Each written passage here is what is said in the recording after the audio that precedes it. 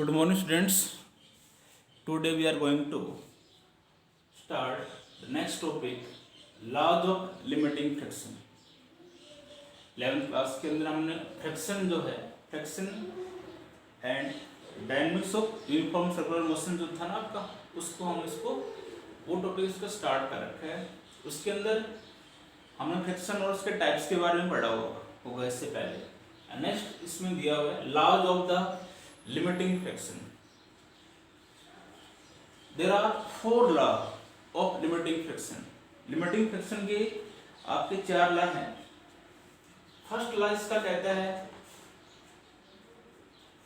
First law इसका है the force of the limiting friction. The force of the limiting friction between any two surfaces in contact is proportional to the normal reaction R.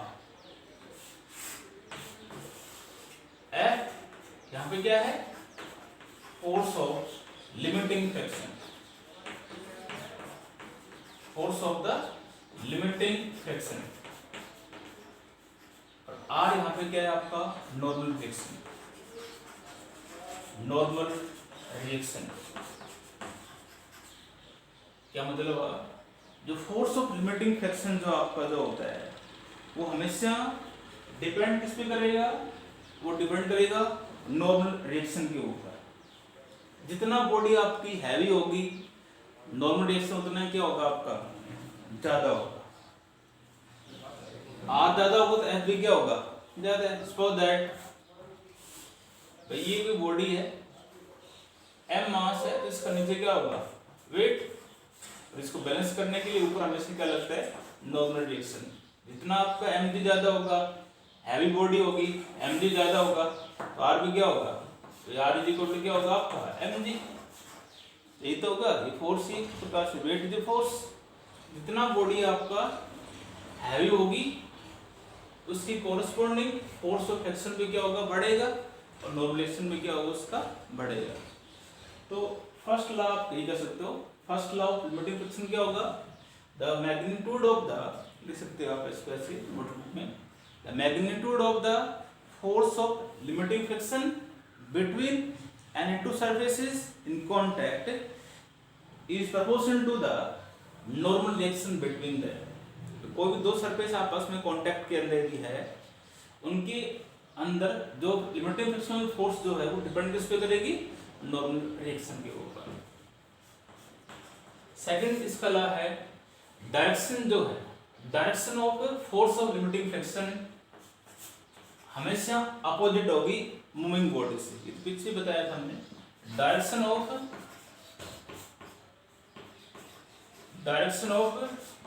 Force of limiting friction is opposite to moving body, opposite to the moving body. जो आपकी force और limiting friction जो आपका होगा वो हमेशा किधर लगेगा, जिधर बॉडी आपकी मूव कर रही है ना उससे अपोजिट साइड लगेगा.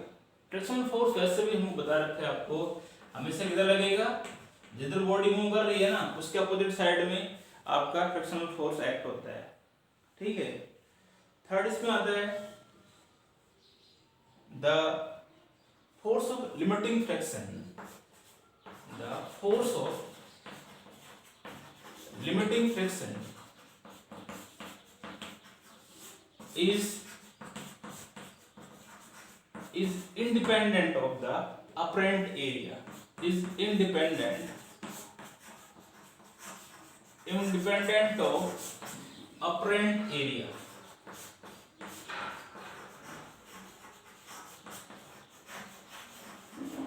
Apparent area of contact, apparent area of contact कह सकते हो इसको आप.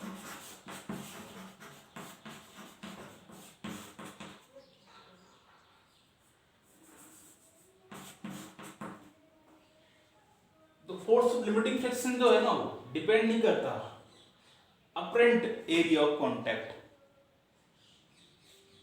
अपरेंट एरिया में होता है वो जो है ना, रियल एक तो होता है, रियल होता है, एक वर्चुअल होता है।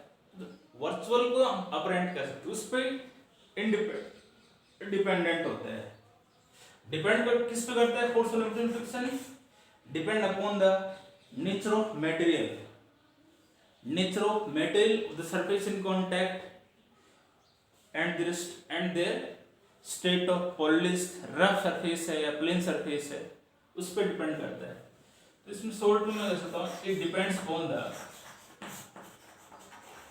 Depends upon nature of material, nature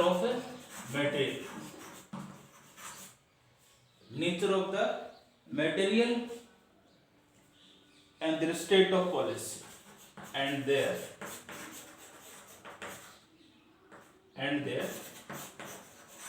state of polish। आप कह सकते हो नेचर ऑफ मटेरियल, किसके ऊपर, किसके अंदर आपका फ्रिक्शनल फोर्स एक्ट हो रहा है, वो किस मटेरियल का बना हुआ है, और उसका स्टेट सरफेस उसका पॉलिश्ड है, प्लेन सरफेस है, उसके ऊपर भी आपका डिपेंड करता है फ्रिक्शनल फोर्स। ठीक, जितना रफ सरफेस होगा उतना ही फ्रिक्शनल फोर्स आपका ज़्यादा लगेगा। क्यों? ये तो आप सिंपली बात जानते हो। तो ये आपकी mainly there are 4 laws of the limiting friction. First of all is the force of limiting friction is directly proportional to the normal direction, and second is the action of the force of limiting friction is always opposite to the moving body, and third is the force of limiting friction is independent of the apparent area, and last is depends on the nature of material and their state, surface is polished और plane. ठीक है, ये तो इस there are 4 laws.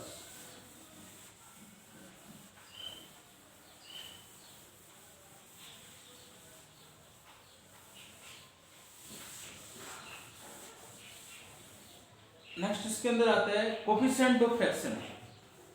Next topic इसके अंदर क्या आएगा? Coefficient of the friction. Coefficient of friction,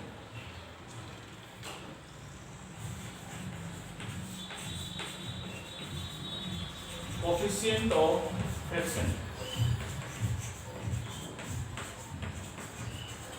coefficient of friction जो होता है इसको हम म्यू से रिप्रेजेंट करते हैं। कोफिशिएंट ऑफ फ्रिक्शन जो होता है ना उसको हम म्यू से लिखते हैं। इसको डिफाइन करना है तो हम फर्स्ट लॉ का यूज करेंगे according to first law of limiting friction. First law of limiting friction बताया मैंने, F किस पर डिपेंड करता है? नॉर्मल रिएक्शन के ऊपर। F प्रोपोर्शनल किसके होता है? R के। प्रोपोर्शनलिटी का साइन है, इसको आप हटाओगे कांस्टेंट आता है, यहाँ पे आपका म्यू आता है, म्यू R, वेयर म्यू हम उसको बोलेंगे कोफिशिएंट ऑफ फ्रिक्शन।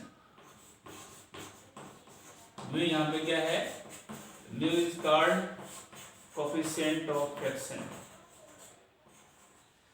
ठीक है, यदि ये डिफाइन करना आपको तो म्यू क्या होगा? यहाँ से म्यू इज इक्वल टू होगा F by R. Mu is equal to क्या होगा? F by R. और ये रिलेशन आगे हम इसको और ऐसे भी सकते हैं, mu is equal to F is equal to M mu हो सकता है, और R इज इक्वल टू आपका mg के बराबर हो सकता है। तो ये इसका रिलेशन ये भी हम आगे यूज करेंगे, mu is equal to E by g भी आपका यूज होगा, ध्यान रखोगे। तो coefficient of friction, coefficient of the limiting friction between any two surfaces in contact is defined as the ratio of the force of limiting friction to the normal reaction। यदि आपको coefficient of limiting friction define करना है तो ratio होगा, ratio of the force of limiting friction to the normal reaction between them.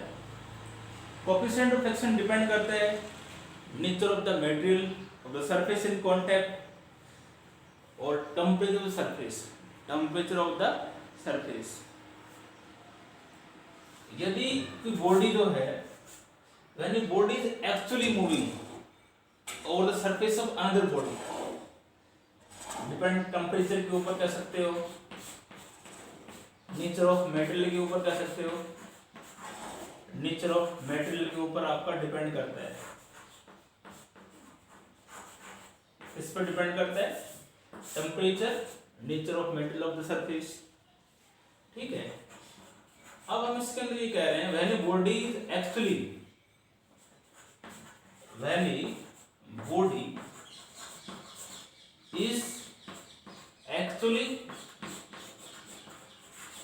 when a body is actually moving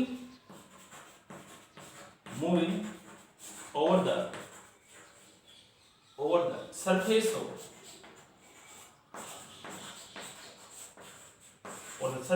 of another body, जब एक body किसी दूसरी बॉडी की सरफेस एक्चुअली मूव करे तो उसको हम क्या बोलते हैं, काइनेटिक फ्रिक्शन। तो उस केस में कोएफिशिएंट ऑफ काइनेटिक फ्रिक्शन क्या होगा, क्या हो जाएगा, बस ध्यान रख F क्या हो जाएगा, बस बाई R है।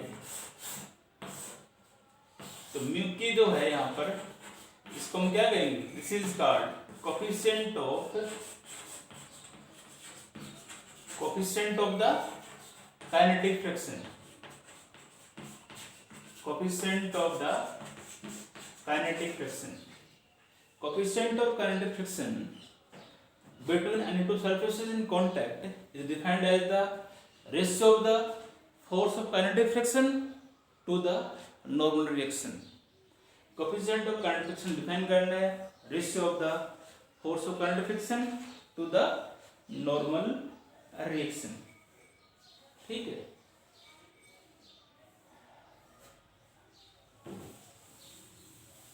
ये था आपका कोएफिशिएंट ऑफ फ्रिक्शन के बारे में।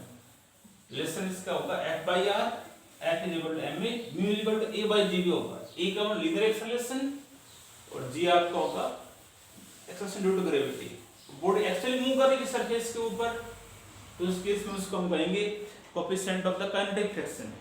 ठीक है, वो क्या होगा, Ft by R। Next topic is angle of friction. Angle of friction, angle कह रहे हो आप एक प्रकार से, इसका मतलब हम इसको थीटा से इसको हम रिप्रेजेंट करते हैं। एंगल ऑफ फ्रिक्शन जब भी आपको डिफाइन करना है, एंगल ऑफ फ्रिक्शन जो होगा